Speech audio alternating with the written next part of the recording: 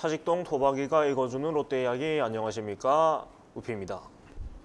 네, 이번 한 주 동안 사실 뜨거운 소식이 하나밖에 없었기 때문에 그것에 좀 집중을 해서 얘기를 해보려고 합니다. 네, 바로 이대호 선수 계약이 아직 되지 않았고요. 지금 녹화일이 1월 7일인데요. 방송이 올라갈 때는 그러니까 8일에 계약이 될지도 모르겠는데 일단 안 될 것 같아요. 그래서 일단 얘기를 하도록 하겠고, 지금 가장 논란이 되고 있는 게 과연 이대호 선수의 110타점이 의미가 있냐 없냐, 이런 얘기로 지금 굉장히 논쟁이 뜨거운 데다가, 이게 결국은 타점이라는 스탯에 대한 그 가치에 대한 그런 생각들이 다 다르기 때문에 이런 얘기들이 많이 나오고 있는데, 기록을 더불어서 제가 생각하는 부분도 약간 얘기를 하려고 하고요. 그에 앞서 가지고 1군 투수 코치의 인선에 대한 얘기가 어느 정도 나오고 있습니다. 그래서 예상했던 바하고 크게 다르진 않은데 일단 간단하게 소개하고 이대호 선수 얘기로 약간 넘어가 보도록 하겠습니다. 일단 공석이 된 1군 투수 코치 자리를 이용훈, 임경환 코치가 승격될 것이 거의 유력시 되고 있습니다. 네, 그리고 그 2군의 코치를 맡고 있던 이용훈, 임경환 코치가 올라오면서 자리가 빈 2군 코치 자리에는 이제 강경식 코치가 올라오는 걸로 거의 얘기가 되고 있고 한 상황이고요. 이건 아직 구단 오피셜까지는 아니고 그 엠스플 뉴스 쪽에 이제 기사가 올라왔는데, 거의 유력한 소식이기 때문에 거의 확실하다고 봐도 무방할 것 같습니다. 그래서 조응천, 노병호 코치가 일단 돌아갔고요. 그 다음에 오토근 작전 주루 코치가 빠지면서 일단 이렇게 바뀌게 되었는데, 제가 이 소식을 전하면서 예상했듯이 딱 말씀드렸던 코치들이 아마 올라올 것으로 거의 확실시가 되고 있습니다. 그래서 이영우 코치는 일단은 계속해서 코치로 계속 오랜 시간이 있는 상황이고, 말씀드렸듯이 일단은 최신 장비와 데이터 활용에 능하고, 또 이용훈 코치의 지론은 데이터가 코치의 영역을 넓힌다라는 지론을 가지고 있습니다. 장기적으로 봤을 때 이용훈 코치가 아마 감독 자리까지도 하지 않을까라는 생각이 들 정도로 사실 오랜 시간 동안 팀에서 코치로 활약을 하고 있고, 이런 얼리 어답터적인 측면, 전문적인 측면도 인정을 받고 있는 데다가 굉장히 공부를 열심히 하는 코치로도 알려져 있고, 팀 그 멤버들과, 그러니까 선수들과의 관계도 대단히 좋은 것으로 많이 알려져 있습니다. 그래서 장기적으로 봤을 때 차기 정도에 아마 감독까지 거론이 되지 않을까, 네, 그렇게 저는 생각을 하거든요. 네, 그래서 이번에 또 1군 코치 경험도 계속해 있었는데 1군 메인 코치로 올라오게 된다면 이번이 처음이기 때문에 그런 경험을 쌓고 좀 장기적으로 또 우리 지도자로서 좀 바라봐야 되지 않을까 생각이 들고, 저는 이용훈 코치를 대단히 좋아하는 편이긴 합니다. 대단히 좋아하는 편인 게, 일단 뭐랄까, 사실 코치로서 능력은 제가 알 길이 없습니다. 제가 알 길이 없지만 그냥 사람의 그런 풍기는 이미지나 아니면 그 여론을 통해서 비치는 그런 평판들, 그런 걸 봤을 때 일단 좋은 코치는 제가 알 길이 없지만 좋은 사람인 거는 좀 명확한 것 같고, 저도 그냥 개인적인 그런 에피소드 같은 게 있는데 거기서 느낀 이용훈 코치의 이미지가 워낙 좋은 사람이라는 느낌이 있었어가지고 개인적으로는 신뢰를 가지고 있고 잘할 거라고 생각을 하고 있습니다. 그리고 임경환, 잔류균 코치가 이제 1군 불펜 코치로 올라올 것으로 또 얘기가 되었는데, 일단은 2018 시즌 앞두고 육성군 재활 코치로 합류를 했고, 그다음에 지난 시즌에는 잔류군 투수를 맡아서 지도를 했는데, 저는 사실 지금 우리 팀 프랜차이즈 선수들 중에서 이제 코치로 넘어온 코치들 중에 잘할 거라고 좀 확신을 하는 코치들 중에 둘 중에 한 명이 임경환 코치고, 타자 쪽, 그러니까 야수 쪽에서는 문규현 코치가 저는 잘할 거라고 생각을 하고, 투수 쪽에서는 임경환 코치가 잘할 거라고 생각을 하는 게, 이 선수들이 참 굉장히 선수질을 화려하거나 대단히 엄청나게 잘한 성적까지는 아니었지만 그래도 본인이 가지고 있는 그런 역량을 최대한 살렸고, 본인이 잘할 수 있는 역량을 살려서 선수 생활을 오랫동안 길게 했고요. 그리고 자기가 할 수 있는 역할을 굉장히 잘 수행한 선수들이었어요. 그래서 이런 선수들이 개인적으로는 코치로 넘어갔을 때 천재형 선수들이 아니기 때문에 본인이 부족했던 부분, 그리고 본인이 갖지 못했던 부분이 분명히 있기 때문에 이런 부분들을 고려를 해서 그 선수들한테 잘 조언을 해줄 수 있다고 생각을 하거든요. 천재형 선수들은 사실 코치를 했을 때 오히려 애로사항이 많다는 것이 여러 가지 사례를 통해서 증명이 됐기 때문에, 이런 뭐랄까 좌충우돌을 많이 겪었던 선수들이 코치가 됐을 때 전 잘할 거라고 생각을 하고, 임경환 코치도 굉장히 인성이 훌륭하기로 많이 알려져 있고, 오죽하면은 별명이 사실 임작가라는 별명도 있지만 임천사라는 별명으로도 많이 알려져 있거든요. 그래서 굉장히 인품이 좋은 코치로 많이 알려져 있고 해서 아마 또 잘 해낼 것이라고 저는 생각을 하고 있습니다. 그리고 2군 투수 코치 자리에는 강경식 현재 로우 레벨 코디네이터가 내정이 됐다고 하고, 강영식 코치도 마찬가지예요. 선수 시절에 굉장히 뭐 압도적인 선수는 아니었지만 그래도 우리 팀 역사에서는 가장 훌륭한 불펜 투수 중에 한 명이었고요. 임경원 코치나 강영식 코치나, 그리고 본인 역할을 굉장히 잘 수행을 하면서도 본인이 또 부족한 부분이 분명히 있었기 때문에 이런 부분들을 잘 채워서 조언해 줄 수 있을 거다 이렇게 생각이 들고, 지난 시즌엔 2군과 잔류군 투수들을 상대로 이제 데이터와 카메라 분석을 바탕에서 조언하는 역할을 맡았는데 이런 부분들을 잘 수행할 거라고 또 생각이 듭니다. 그래서 롯데 성식의 정통한 야구인은 롯데가 지난 시즌을 앞두고 젊은 코치와 막은퇴한 선수들을 2군 잔류군에 배치해서 코치 수업을 받게 했다. 1군 핵심 코치들이 빠져나간 상황에 미리 대비해서 지도자를 육성한 것이라면서 작년 한 해 2군에서 경험을 쌓은 만큼 1군에서 허문회 감독을 잘 보좌하지 않겠느냐라고 내다봤습니다. 한편 롯데 관계자는 아직 올 시즌 코칭 스태프 구성이 확정되지 않았고 1군과 2군 코칭 스태프 모두 정해지면 보직도 그때 공개할 수 있을 것이라고 답을 했는데, 아직 오피셜 발표를 좀 뭐랄까 망설이고 좀 신중하게 가는 부분은 뭐 100%가 아니기도 하고, 아직 그 1군에 올리는 코치는 어느 정도 전 이제 정했다고 생각을 하는데, 구체적인 보직, 특히 지금 주루 수비 쪽 코치가 확정이 안 됐기 때문에 100% 퍼즐이 맞춰지기 전에는 좀 말을 아끼는 게 아닌가라는 생각이 듭니다. 아무튼 이제 올해 1군에서 또 이용훈, 임경원 코치를 볼 수 있다고 생각이 굉장히 반갑기도 하고요. 굉장히 전 좋은 코치라고 생각을 해서 잘 해줄 거라고 생각을 하고 있습니다. 네, 이렇게 일단 코치 인선 얘기는 정리를 해보고요. 이제 이리오 선수 얘기를 해볼 텐데, 110타점 논란이고, 이게 지금 핵심을 정리를 해보자면 결국 평균에 수렴하는 것이 야구이기 때문에 이 숫자는 거짓말을 안 하는 거고, 110타점은 결국은 테이블 세터진이 좋았기 때문에, 그러니까 앞에 있는 타자들이, 그러니까 뭐 정훈, 손아섭, 전준우 이런 선수들이 워낙 많이 나갔기 때문에 이리오 선수가 110타점을 먹을 수밖에 없었다. 누구를 갖다 넣어도 100타점 이상 했을 것이다 라는 지론이 크게 있고요. 그 다음에 그와 반대로 이제 아무리 숫자가 그런 데이터나 세이버 매트릭스가 거짓말 안 하는 거긴 하지만 결국 야구는 사람이 하는 거고, 숫자는 반영을 못하는 결국 사람이 그 심리적인 측면이라고 무시할 수가 없는데, 이런 부분들을 어떻게 생각을 안 할 수가 있느냐, 이런 부분들이 지금 좀 크게 그 의견들이 갈라져 있는 것 같아요. 그래서 일단 기사 내용을 쭉 소개를 하고 조금 이거에 대한 저의 생각을 약간 말씀을 드려볼 텐데, 그 4년 150억으로 프랜차이즈 스타는 충분히 해줬고 이제 현실적으로 생각을 해야 한다는 의견이 이제 전자, 그러니까 숫자는 거짓말 안 한다는 의견 쪽에 계신 분들의 생각이실 것 같고요. 그 다음에 팀의 상징적인 선수니까 자존심을 세워줘야 한다는 의견이 아마 후자 쪽, 야구는 사람이 하는 것이다 라는 쪽에 계신 것 같아요. 일단 숫자로 보면은 4년 150억이라는 몸값에 활약을 하지는 못했어요, 냉정히 말하면. 일단 스태티즈라는 그 스탯 사이트에 의하면은 이리오 선수는 4년간 타격 WAR이 총합 10.33을 기록을 했고, 이리오가 가져오는 1승에는 14억 5천만 원의 비용이 이제 들었다는 얘기인데, 2020 시즌 기준 FA 시장에서 WAR 1승의 가치는 5억쯤 됩니다. 그리고 그 계약을 할 때도 WAR 1당 5억 정도로 책정을 하는 게 약간 시세같이 지금 되어 있어요. 근데 이리오 선수는 훨씬 더 비싼 비용을 지불을 하고 이제 얻은 셈인데, 지난 시즌 4천만 원을 받은 오윤석 선수가 WAR을 2.31로 이리오 선수 1.02보다 높았습니다. 네. 그리고 롯데는 지난 4년 가을야구 4년 동안 2012년에 딱 한 번 기록을 했으니까, 이제 WAR이라는 그 세이버 매트릭스의 약간 절대 지표에 따르면은 사실은 터무니없는 계약이었고 돈값을 전혀 못했습니다.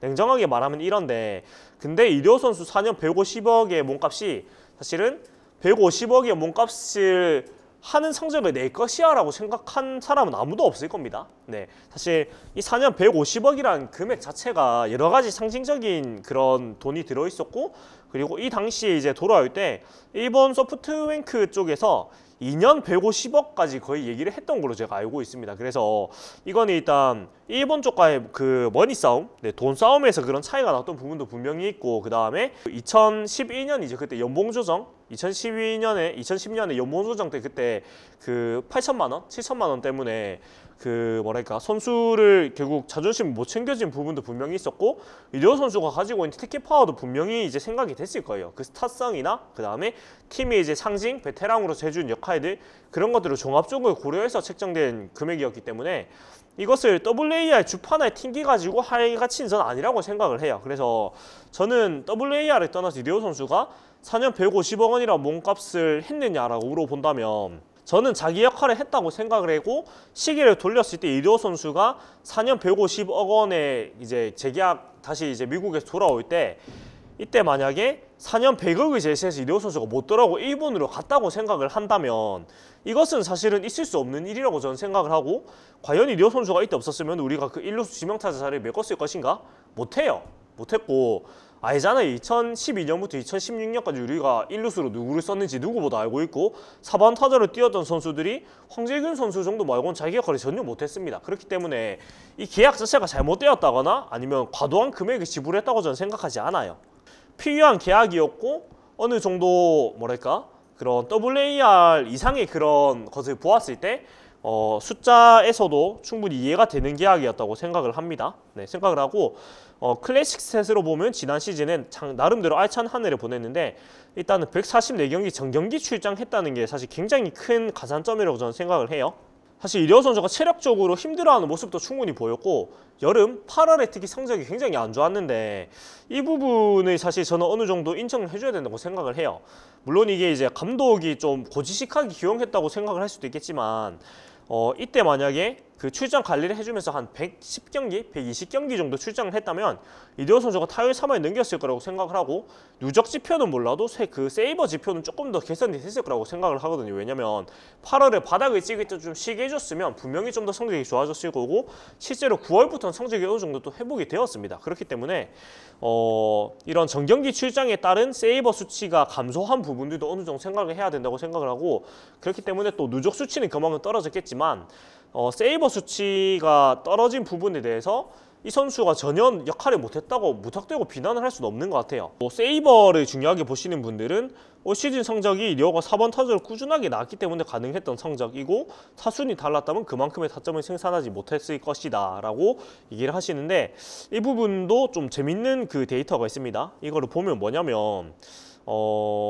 그 이대호 선수가 올 시즌에 득점권이나 주자가 있을 때 굉장히 강한 모습을 신기하게도 보였습니다. 이게 뭐냐면 숫자를 보면은 2020 시즌 이대호 선수 기록을 보면은 주자가 있을 때 이제 그 슬래시 라인을 보면 타율 3할 3푼 5리, 출루율 4할 9리, 장타율 5할, 3, 4, 5를 맞췄어요. 주자가 있을 때. 네, 3, 4, 5를 맞췄고 OPS가 0.909를 기록을 했습니다. 근데 주자가 없을 때는 완전히 다른 사람이었어요. 주자가 없을 때는 2할 4푼 8리, 출루율 2할 9푼, 장타율 4할 4리, OPS 0.694를 기록을 했습니다.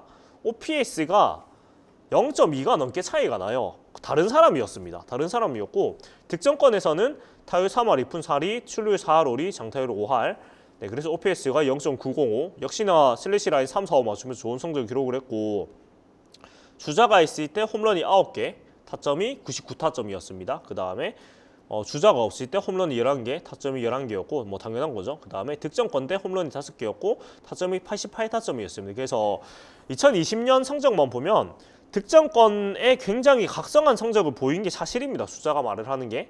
네, 그리고 점수차가 많이 날수록 집중도가 떨어지는 모습이 나왔어요.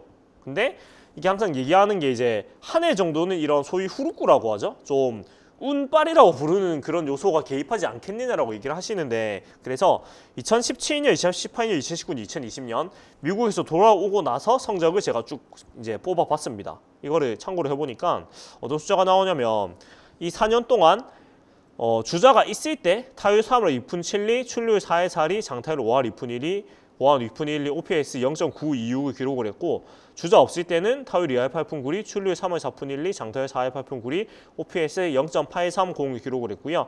득점권에서는 타율 3할 2푼 7리, 출루율 4할 2푼 3리, 장타율 5할 1리, OPS 0.924를 기록을 했습니다.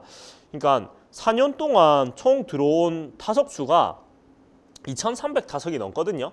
2,300타석이 넘는데 주자가 있을 때 없을 때 OPS 차이가 이것도 0.8, 네, 0.86 정도 차이가 납니다. 네, 0.96 정도 차이가 나네요. 이 정도 차이가 거의 0.1 가까이 차이가 난다는 얘기인데 사실 이 정도 2,300타석의 그런 그 숫자를 더해봤는데 OPS가 0.9 정도 차이가 난다. 이거는 사실 운이라든가 아니면 뭔가 그냥 그 숫자가 쌓이면 평균에 수렴한다고 과연 말을 할 수 있는 수치일까라는 생각을 제가 개인적으로 하거든요. 작은 숫자가 아니에요. 4년 동안 기록이고 2,300타석에 대한 기록이기 때문에. 그래서 적어도 복귀 이후에 이대호 선수가 주자가 있을 때 조금 더 집중력을 발휘를 했고, 클러치가 있다고 이제 클러치가 없다고 얘기를 할 수는 절대 없는 것 같아요. 제가 봤을 때는. 그래서 참 야구 팬들 사이에서 논란이 많이 되는 게 클러치 능력이라는 게 허상이 아니냐. 결국 모든 스탯은 이제 평균에 수렴하게 되어 있고 득점권 타율이라는 거는 무의미한 거라는 얘기를 많이 하시는데, 모르겠어요. 이게 숫자로만, 정확히 숫자로만 보면은 모든 선수는 통상 성적을 보면은 결국 통산 타율과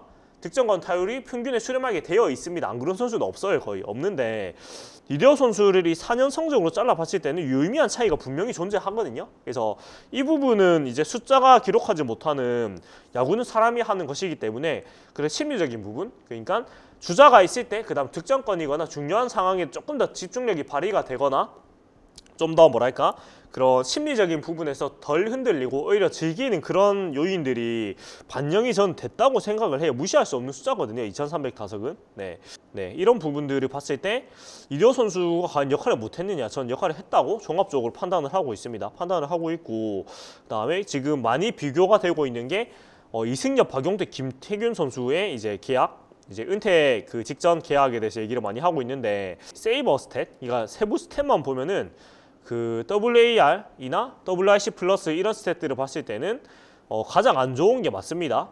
이 스탯들이 이 앞에 나머지 선수들에 비해 가지고 안 좋은 편이고, 클래식 스탯은 이승엽 선수를 빼고는 가장 좋은 편인데, 이것이 근데 그 팀의 좀 사정들이나 그런 역사들도 봐야 되고 하는 부분들이 분명히 있어서, 저는 일단 모르겠어요. 이 얘기를 하면 또 많은 분들이 생각이 다른 분들이 계시기 때문에 또 다양한 의견들을 주시겠지만, 저는 이대호 선수가 필요하다고 생각을 하고, 우리 팀에 여전히 필요하고, 이게 감성적인 영역이고, 이게 또 뭐랄까 온정주의 이런 것들이 팀을 망쳐왔다 이렇게 생각을 하시는 분들 분명히 계실 거라고 생각을 하지만, 우리 팀이 지금까지 아름다운 이별을 한 프랜차이즈 선수가 과연 몇 명이나 되느냐, 이런 부분들을 생각을 해봐야 된다고 생각을 하거든요. 우리 팀이 영구 결번이 지금 최동원 선수밖에 없고요. 네, 최동원 선수밖에 없고, 뭐 아시다시피 최악의 상황으로 이별을 했고 결국은 돌아가실 때까지 관계를 좋게 못 만들고 끝냈습니다. 네, 그런 상황에서 이대호 선수는 일단 영구결번이 될 거라고 모두가 생각을 하고 있고, 이대호 선수가 영구결번을 못 받으면 우리 팀에서 영구결번 받을 수 있는 선수가 없습니다. 네, 없기 때문에 영구결번은 확실한 선수인데, 이런 팀에서 두 번째 영구결번이 확실시 되는 선수하고, 만약에 이런 뭐랄까 마지막 계약을 못해서 뭐랄까 아름다운 이별을 하지 못하고 쫓아내는 이별이 된다면, 이거는 사실은 이 팀에서 뛰는 뒤에 선수 생각해봤을 때 누가 이 팀의 애정을 가지고 열심히 뛰겠느냐, 이런 생각도 해봐야 된다고 생각을 하거든요. 그래서 물론 돈도 중요하고 숫자도 중요하고 선수의 능력도 중요하고 모든 게 다 중요합니다. 중요한데 결국은 이게 사람이 하는 거잖아요. 그래서 이대호 선수 한 명만 생각을 하는 게 아니고, 이대호 선수와의 아름다운 이별이 앞으로 이제 줄줄이 대기하고 있는, 뭐 가장 가깝게 손아섭 선수가 있겠지만, 손아섭 선수가 있고 또 앞으로 우리 팀에 들어온 선수들 다 생각을 해봤을 때, 이 팀에 얼만큼 애정을 가지고 얼만큼 좀 이 팀은 내가 정말 그 야구 인생을 다 바쳐가지고 헌신을 하고 정말로 내 인생을 다 바쳤을 때 정말로 그 마지막에 대우를 받고 이 돈을 떠나가지고 정말 팀에 필요한 선수로서 인정을 받고 박수 받으면서 떠날 수 있느냐, 그만큼 그 나의 그런 야구 인생을 인정을 해줄 수 있는 팀이냐, 이런 부분들까지 고려를 해야 된다고 생각을 하고, 그 바로 미터가 이대호 선수라고 생각을 하거든요. 그래서 물론 이대호 선수도 욕심을 어느 정도 내려놔야 되는 거 맞고, 계약 기간까지는 모르겠는데 돈 욕심은 좀 내려놔야 되는 게 좀 맞다고 생각을 해요. 네. 손을 들어주자면 구단 쪽에서 이대호 선수와의 계약을 통해서 얻을 수 있는 그런 그 스탯들, 숫자들을 떠나가지고 앞으로 이번 이 계약이 그 뒤에 지금 있는 후배들이나 앞으로 이 팀에 들어올 그 아마추어 이제 학생 선수들이나 아니면 팬들한테 어떤 메시지인지를 한번 생각을 해봤으면 좋겠어요. 만약에 진짜 그 칼같이 예를 들어서 뭐 2년 15억 이하는 절대 안 된다, 이런 지표를 해가지고 이대호 선수가 계약을 안 하고 은퇴를 한다거나 있을 수 없겠지만, 만약에 타 팀으로 가서 선수생활 마무리한다 이러면 그 돈을 떠나서 이 팀에 미치는 악영향이 너무나도 큽니다. 너무나도 크고, 저 같아도 사실 구단에 대한 비난을 안 할 수가 없을 것 같거든요. 네, 그래서 그런 부분들을 생각을 해서 계약을 못하는 상황은 절대 있어서는 안 된다고 생각하고 냉정하게 이럴 필요 없다고 말씀을 많이 하시는데 야구라는 게 사람이 하는 거기 때문에 앞에 말씀드렸던 그런 부분들을 생각을 해서 설령 이대호 선수가 계약을 하고 우리가 기대하던 활약을 못하고 은퇴를 할 수도 있어요. 은퇴를 할 수도 있는데 그런 부분들을 떠나서 이 선수가 가지고 있는 의미나 티켓 파워나 그 다음에 앞으로 팀이 뛰고 있는 후배들 또 들어올 선수들한테 미치는 그런 메시지가 있기 때문에 그런 부분들을 고려를 해가지고 아름다운 마무리를 했으면 좋겠습니다. 사실 우리 팀 프랜차이즈 레전드 선수들 중에서 아름다운 마무리를 한 선수가 과연 있었냐고 생각을 해보면 없었어요. 제 기억으로는 아무도 없었습니다. 정말 정말 선수도 웃고 구단도 웃고 팬들도 웃으면서 정말 박수 치면서 보내드린 사례가 있느냐, 없었던 것 같아요. 물론 다 이제 좋게 은퇴식하고 마무리한 선수도 있었지만 이대호 선수 정도로 이제 우리나라 야구 전체에 있어가지고 이제 레전드로 인정을 받고 국가대표도 정말 4번 타자 활약을 이런 선수도 없었고요. 물론 우리 팀 프랜차이즈로서 레전드 활약을 한 선수도 많이 있었고 뭐 좋은 일반 선수도 많이 있지만 이대호 선수 정도 되는 선수가 뭐랄까 자기의 은퇴 시점을 정하지 못하고 은퇴를 당하는 거는 한국 야구 전체적으로도 슬픈 일입니다. 그래서 저는 그냥 바라는 거는 이대호 선수가 자기가 떠날 시점을 스스로 정하고 은퇴를 하고 은퇴해를 본인이 알고 마지막을 정말 좋게 마무리할 수 있는 게 우리 팀도 그렇고 한국 야구 전체적으로도 굉장히 필요한 일이라고 생각을 하기 때문에 숫자를 조금 유연하게 관대하게 보고 좋게 마무리를 할 수 있으면 좋겠다는 말씀을 저의 생각을 이렇게 말씀을 드립니다. 다른 의견도 충분히 맞는 말씀이기 때문에 이게 옳다 그르다의 문제가 아니기 때문에 그냥 쟤는 저렇게 생각하는구나 정도로 봐주시면 감사하겠습니다. 네, 아무튼 여기까지 사육돈 야구 해설 우피였고요. 다음 이제 회차에서는 이대호 선수 계약 소식을 전할 수 있기를 바라면서 이렇게 인사드리도록 하겠습니다. 재밌게 보셨다면 구독, 좋아요 부탁드리겠습니다. 네, 지금까지 봐주신 여러분 고맙습니다.